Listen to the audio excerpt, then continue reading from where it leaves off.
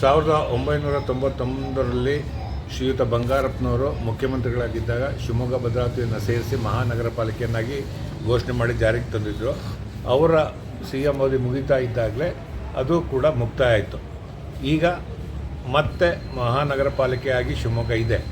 ಆದರೆ ward delimitation ಮಾಡಿ ಇರೋ 35 ವಾರ್ಡನ್ನು ಜಾಸ್ತಿ ಮಾಡಿ ಈಗಿನ ಅವಶ್ಯಕತೆಗೆ ತಕ್ಕದಾಗಿ 60ರಿಂದ 70 ವಾರ್ಡ್ಗಳನ್ನು ಮಾಡಿದಾಗ ಅಡ್ಮಿನಿಸ್ಟ್ರೇಷನು ಮತ್ತು ಡೆವಲಪ್ಮೆಂಟ್ ಎರಡೂ ಒಳ್ಳೆಯದಾಗುತ್ತೆ ಅನ್ನೋ ದೃಷ್ಟಿಯಿಂದ ಶಿವಮೊಗ್ಗ ಜಿಲ್ಲಾ ವಾಣಿಜ್ಯ ಮತ್ತು ಕೈಗಾರಿಕಾ ಸಂಘದ ವಿಷನ್ 2050 ಡಾಕ್ಯುಮೆಂಟಲ್ಲಿ ನಾವು ಮಾಡಿದ್ವಿ.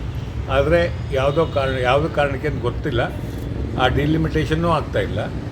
ಅಥವಾ ಈಗ ಮುಂಚಿನಂತೆ ಶಿವಮೊಗ್ಗ ಭದ್ರಾವತಿ ಸೇರಿಸಿ ಒಂದು ಮಹಾನಗರ ಪಾಲಿಕೆ ಮಾಡಬೇಕು ಅನ್ನೋದಿತ್ತು, ಅದನ್ನು ಕೂಡ ಮಾಡ್ತಾಯಿಲ್ಲ. ಎಲ್ಲೋ ಒಂದು ಕಡೆ ಶಿವಮೊಗ್ಗ ಹಾಗೆ ಭದ್ರಾವತಿ ಹಾಗೆ ಉಳ್ಕೊಳ್ತಾ ಇದೆ.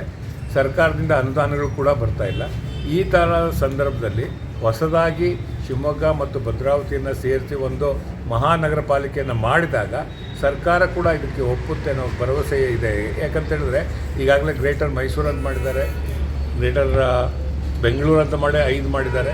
ಎಲ್ಲ ಕಡೆ ಎಲ್ಲೆಲ್ಲಿ ಅವಶ್ಯಕತೆ ಇದೆಯೋ ಅಲ್ಲಿ ಮಾಡಿದ್ದಾರೆ. ಸೊ ಶಿವಮೊಗ್ಗದಲ್ಲಿ ಕೂಡ ಜಾಗದ ಕೊರತೆ, ಇಂಡಸ್ಟ್ರಿಯಲ್ ಹಬ್ ಬೇಕು ಅಂದರೆ ಅದಕ್ಕೂ ಇಲ್ಲ ಜಾಗ, ಎಲ್ಲದೂ ಕೊರತೆ ಇರೋದ್ರಿಂದ ಒಂದು ಟ್ರಕ್ ಟರ್ಮಿನಲ್ ಬೇಕು ಅಂತ 25 ವರ್ಷದಿಂದ ಕೇಳ್ತಿದ್ರು ಕೂಡ ಜಾಗ ಇಲ್ಲ.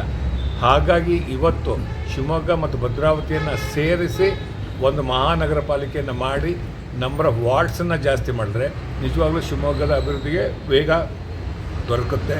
ಈ ನಿಟ್ಟಿನಲ್ಲಿ ನಮ್ಮ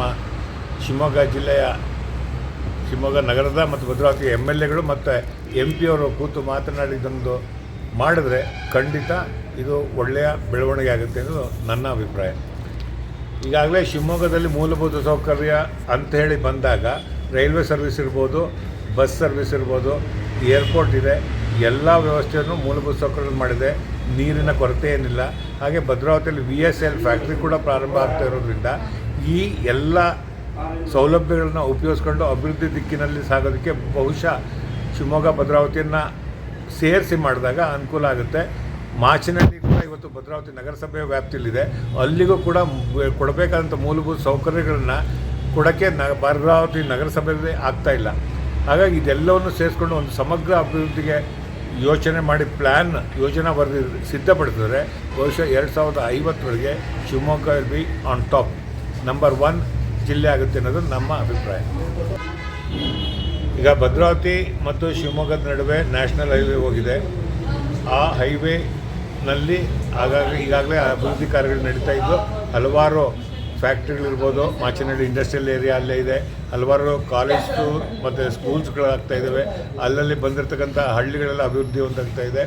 ಬಹುಶಃ ಇದೆರಡನ್ನೂ ಸೇರಿ ಡಿಕ್ಲೇರ್ ಮಾಡಿದಾಗ ಇದೆಲ್ಲದರ ಒಟ್ಟು ಮೊತ್ತ ಏನಾಗುತ್ತೆ ಅಂತ ಹೇಳಿದ್ರೆ ಈ ನ್ಯಾಷನಲ್ ಹೈವೇ ಬಿಟ್ಟು ಕೂಡ ಒಳಗಡೆಗೂ ಕೂಡ ಡೆವಲಪ್ಮೆಂಟ್ ಆಗೋಕ್ಕೆ ಶುರುವಾದಾಗ ಒಂದು ನಿಜವಾಗ್ಲೂ ಸಮಗ್ರ ಅಭಿವೃದ್ಧಿ ಆಗುತ್ತೆ ಅನ್ನೋದು ನಮ್ಮ ಅಭಿಪ್ರಾಯ.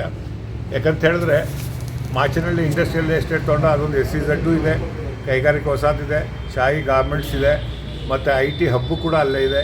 ಇದೆಲ್ಲದೂ ಪೂರಕವಾಗಿ ಬೆಳಿಬೇಕು ಅಂದರೆ ಇನ್ನಷ್ಟು ಜಾಗ ಬೇಕು ಅಂದಾಗ ಕೂಡ ಅಲ್ಲಿ ಆಗ್ತಾ ಇಲ್ಲದೆ ಇರೋದ್ರಿಂದ ಇದೆಲ್ಲವನ್ನು ಸೇರಿಸ್ಕೊಂಡು ಮಾಡಬೇಕಾದ್ರೆ ಇನ್ನೊಂದೆರಡು ಇಂಡಸ್ಟ್ರಿಯಲ್ ವಸಾಹತುಗಳು ಕೂಡ ಬೇಕಾಗಿದೆ. ಇದೆಲ್ಲವನ್ನು ಮನಸ್ಸಲ್ಲಿ ಇಟ್ಕೊಂಡು 2050 ಶಿವಮೊಗ್ಗ ಮುಂಚೂಣಿಗೆ ಬಂದಾಗ ಭಾರತದ ವಿಕಸಿತ ಭಾರತ ಅಂತ ಏನು ಹೇಳ್ತಾರೆ ಆ ನಿಟ್ಟಿನಲ್ಲಿ ಶಿವಮೊಗ್ಗದ ಕೂಡ ತುಂಬ ಆಗುತ್ತೆ ಅನ್ನೋದು ನಮ್ಮ ಅಭಿಪ್ರಾಯ. ನಾನು ಗೋಪಿನಾಥ್ ಅಂತೇಳಿ ನಮ್ಮ ಶಿವಮೊಗ್ಗದ ಅಧ್ಯಕ್ಷನಾಗಿ ಕಾರ್ಯನಿರ್ವಹಿಸ್ತಾ ಇದ್ದೇನೆ.